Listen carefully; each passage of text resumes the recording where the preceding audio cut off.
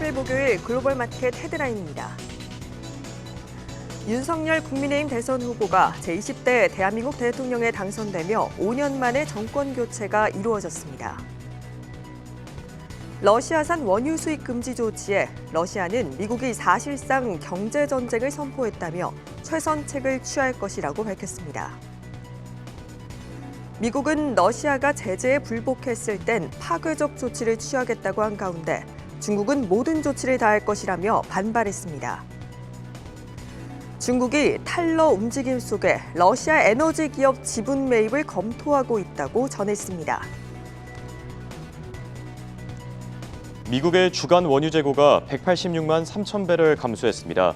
다만 국제유가는 큰 폭으로 떨어졌습니다. 미국이 원유 확보를 위해 베네수엘라와 접촉했습니다. 회담 의제를 합의한 것으로 알려졌습니다. 사우디아라비아와 아랍에미리트가 바이든 대통령과의 통화를 거부했습니다. 유가 대책 난망이 예상됩니다. 바이든 대통령이 연준의 CBDC 검토를 촉구하는 행정명령에 서명했습니다.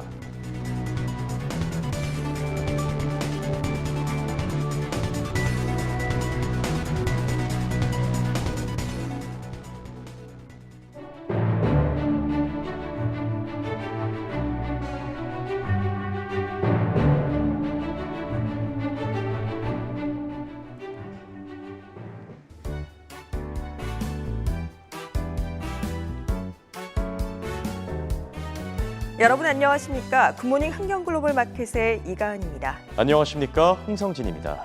네, 모처럼 뉴욕 증시가 반등을 했습니다. 그칠 줄 모르고 상승하던 국제유가가 급락을 하면서 시장엔 다시 위험자산 선호 심리가 되살아난 모습인데요. 이런 가운데 바이든 행정부가 지금 가상화폐 시장을 연구하라라는 행정명령에 서명했다라는 소식 속에 비트코인도 급등하고 있습니다. 이 외부적으로는 러시아와 우크라이나 간의 전쟁이 종료되지 않은 상황에서 시장의 변동성은 여전한 상황이고요. 국내에서는 제20대 대통령이 당선되면서 5년 만에 정권 교체가 이루어졌습니다. 앞으로 우리 경제 어떻게 변화할지 또 경제 정책도 짚어봐야겠고요. 굿모닝 환경글로벌 마켓 지금 바로 시작합니다.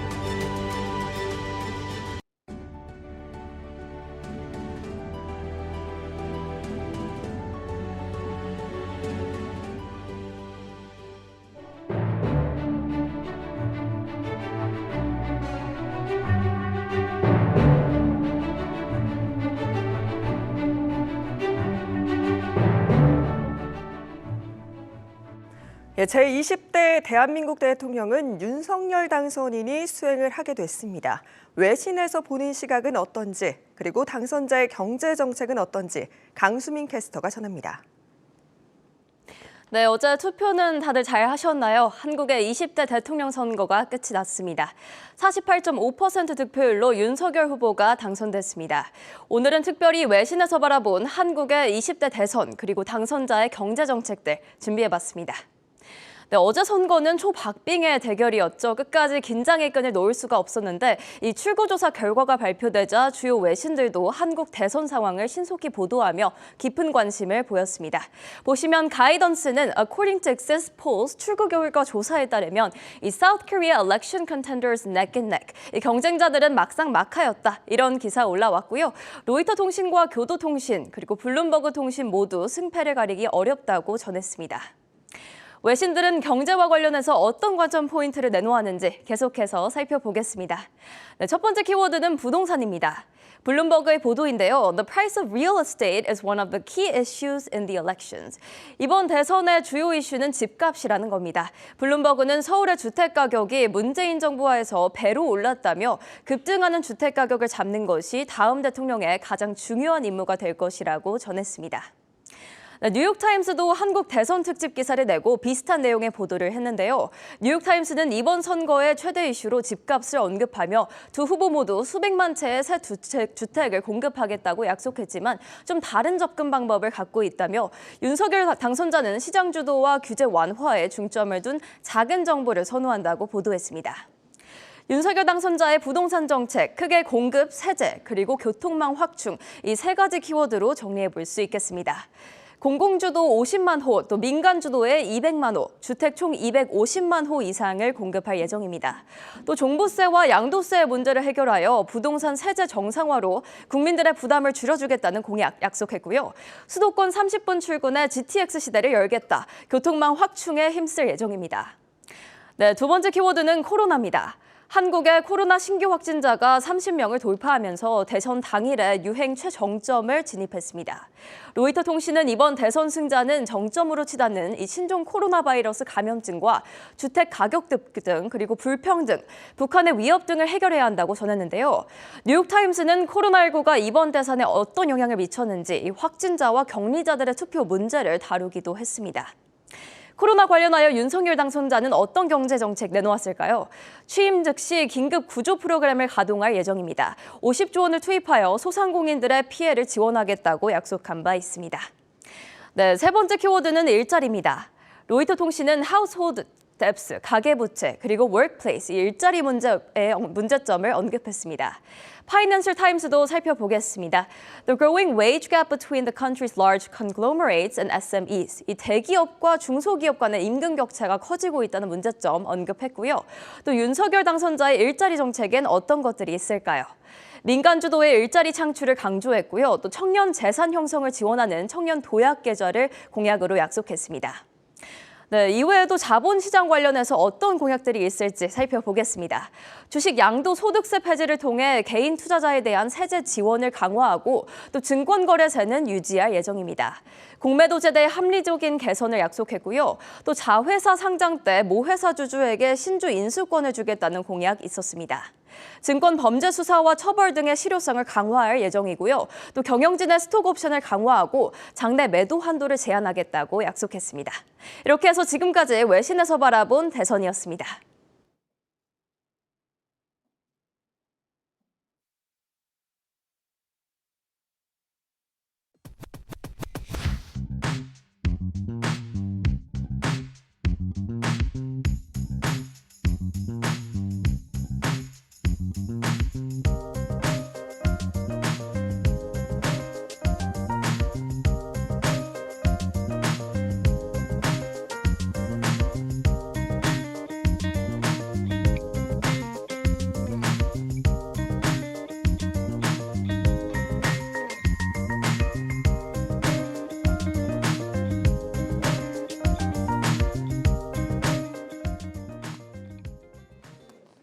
예, 보시다시피 3대 지수 모두 강하게 반등을 하고 있습니다. 다우 지수는 지금 2.39% 상승하면서 33,415선에서 움직이고 있고요. 나스닥 지수 역시 3.85% 크게 급등을 해주고 있습니다. 13,288선까지 올라온 모습이 나타나고 있고요. 또 S&P 500 지수도 2.93% 상승한 4,293선에서 움직이면서 오늘 3대 지수 모두 2%에서 3%대 강하게 뛰어오르는 움직임이 나타나고 있습니다. 최근 들어 국제유가가 연일 급등을 하면서 인플레이션 상승, 또 경기 침체 우려감이 시장을 짙게 누르고 있었는데요. 지금 보시다시피 WTI가 12%대 급락세를 보이면서 110달러 밑선에서 지금 움직이고 있고요. 브렌트유 역시 13% 급락을 하면서 110달러 선에서 움직이고 있습니다. 오늘 시장의 반등을 이끈 큰 주역이라고 볼 수 있겠죠. 하지만 국채 금리는 여전히 상승세를 보여주고 있습니다. 지금 10년물 미국의 국채 수익률이 3.9% 상승하면서 1.94%대에 움직이며 1.8%도 크게 웃돌면서 1.9%대에서 거래 중인데요. 더 자세한 시장 상황 전가은 캐스터가 전해드립니다.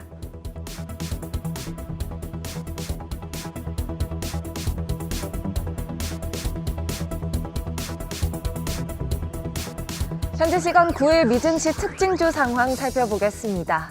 나스닥이 반등하면서 대표 기술주들도 오늘은 시원하게 올라줬습니다. 그럼 주요 종목들부터 살펴보시죠. 우선 아마존입니다. 아마존은 회사 경쟁 관행에 관련한 조사에 정보 제공을 충분히 하지 않았다는 이유로 범죄 조사를 받게 됐습니다. 미국 하원 법사위에서 법무부에 관련 조사를 요청했다는 소식이 전해졌습니다. 오늘 장에서 주가는 다른 기술주들과 함께 상승하는 모습인데요. 2.77% 오르면서 2,795달러 선에 거래 중입니다. 이어서 마이크로소프트와 구글 또한 4% 정도의 상승을 보여주고 있고요. 메타 또한 4%로 크게 오르고 있습니다. 현재 메타는 198달러 선에 거래 중입니다. 한편 테슬라의 중국 공장의 판매가 감소한 것으로 드러났습니다.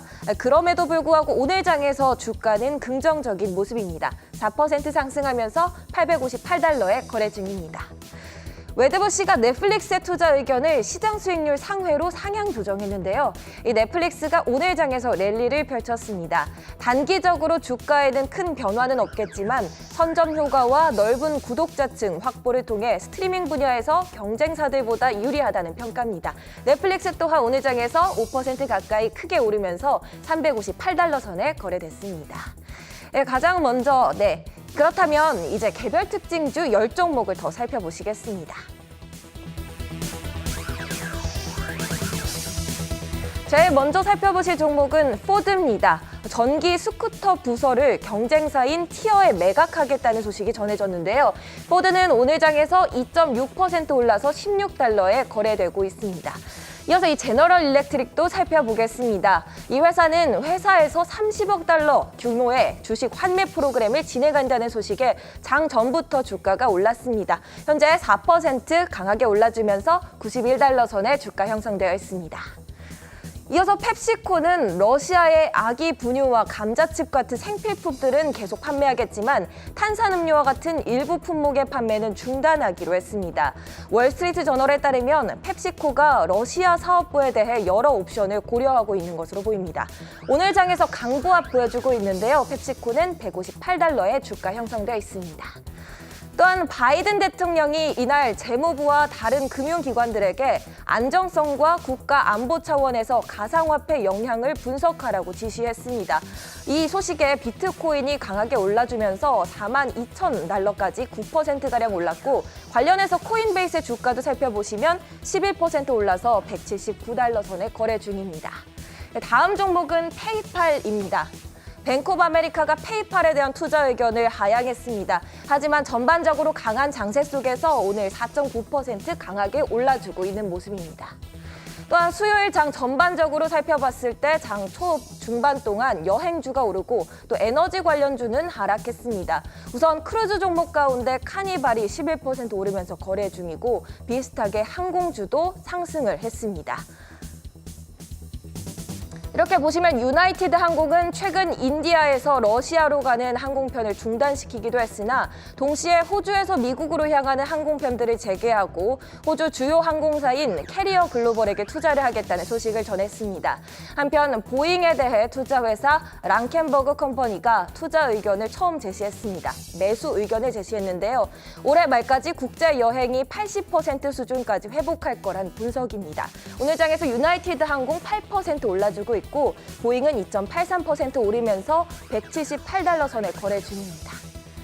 오늘 장 11개 섹터 가운데 에너지와 유틸리티주가 유일하게 하락했습니다. 최근 국제 유가가 130달러까지 뛰면서 물가 폭등과 경기 침체에 대한 우려가 제기되고 있었는데 오늘 장에서 11% 정도 유가가 하락했습니다. 할리버튼은 이날 장에서 5% 내리면서 34달러에 거래됐습니다. 또한 마지막 종목입니다. 스타벅스인데요. 스타벅스는 이날 러시아에서의 운영을 중단하겠다고 밝히면서 보이콧에 동참하는 모습입니다. 현재 주가는 4.49% 상승하면서 87달러에 있습니다. 지금까지 미증시 특징주 움직임 살펴봤습니다. 네, 글로벌 이슈와 해외 토픽 확인해보는 시간입니다. 3대 지수가 기분 좋게 일제히 오른 가운데 오늘은 또 어떤 이슈들이 시장 영향을 줬는지 바로 확인해 보시죠. 먼저 블룸버그 헤드라인부터 확인해 보겠습니다. 네, 세계 3대 신용평가사로 알려져 있죠. 피치가 러시아의 신용 등급을 추가 강등했습니다. 그러면서 국가 부도가 임박했다 이렇게 경고를 했고 골드만삭스는 원자재 시장의 유동성이 붕괴되고 있다. 높은 변동성이 전망된다. 자, 이렇게 밝혔습니다. 마지막으로 제프리 건들락, 월가의 신채권왕으로 잘 알려져 있죠. 올해 미국의 인플레이션이 10% 정도로 예상된다. 연준의 빠른 긴축이 필요하다. 자, 이렇게 경고 발언을 내놨습니다. 러시아 상황 심상치 않습니다. 이 신용평가사들이 계속해서 신용 등급을 낮추고 있는데 러시아 쪽 상황 짚어주시죠. 네, 세계 3대 신용평가사인 피치가 러시아의 국가 신용 등급을 기존 B에서 C로 4단계 더 하향한다고 발표했습니다.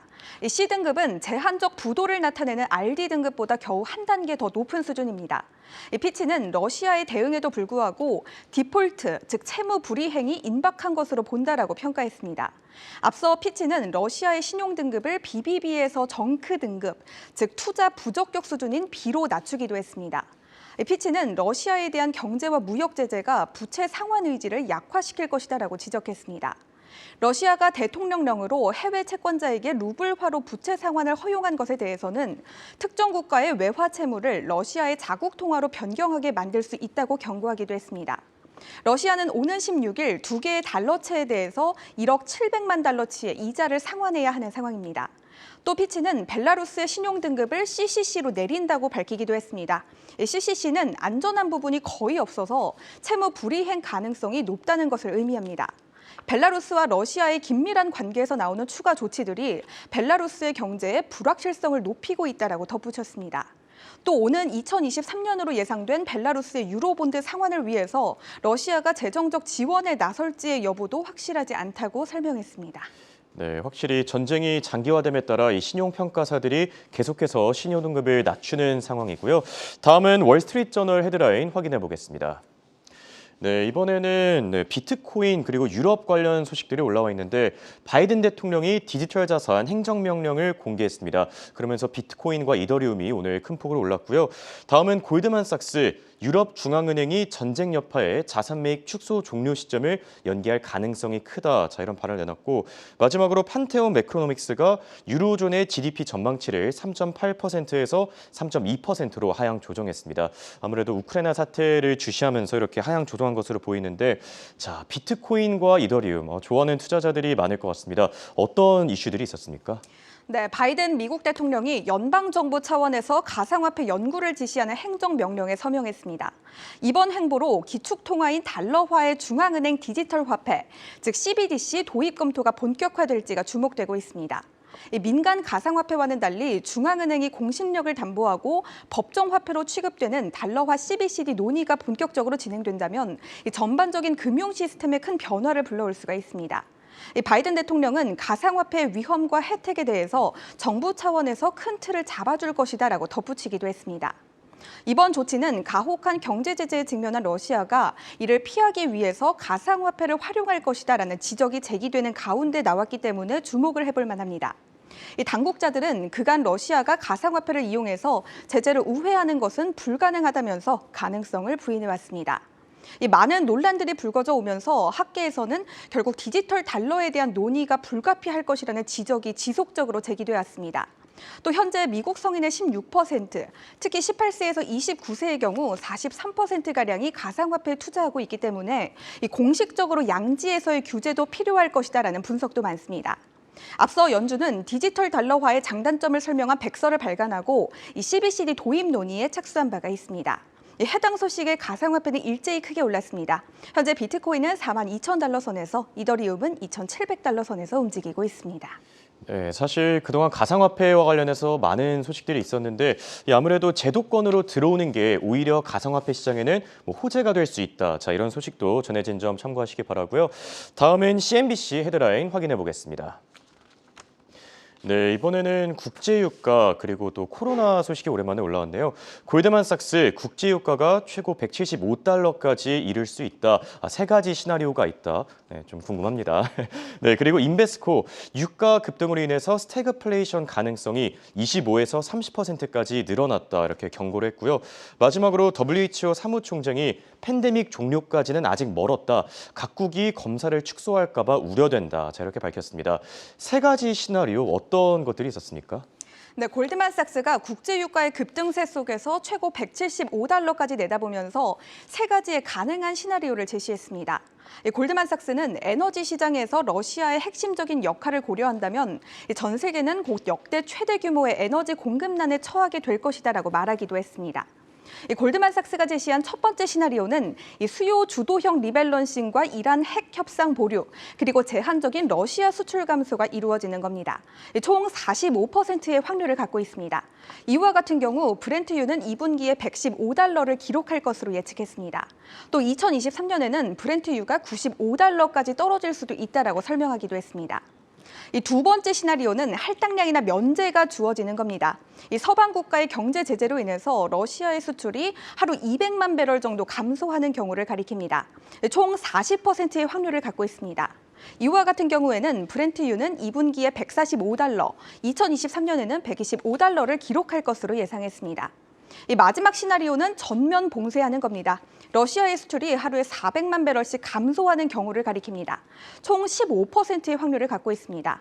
이와 같은 경우에는 브렌트유는 2분기에 175달러, 2023년에는 155달러로 전망되고 있습니다.